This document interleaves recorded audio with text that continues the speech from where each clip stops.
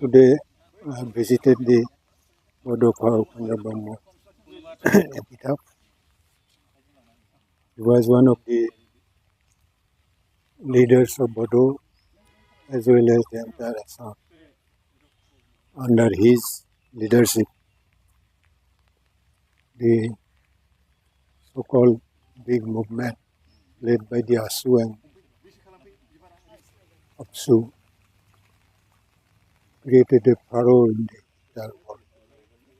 So today we are remembering his contributions to the society as well as the welfare of the Bodo society. Thank you very much.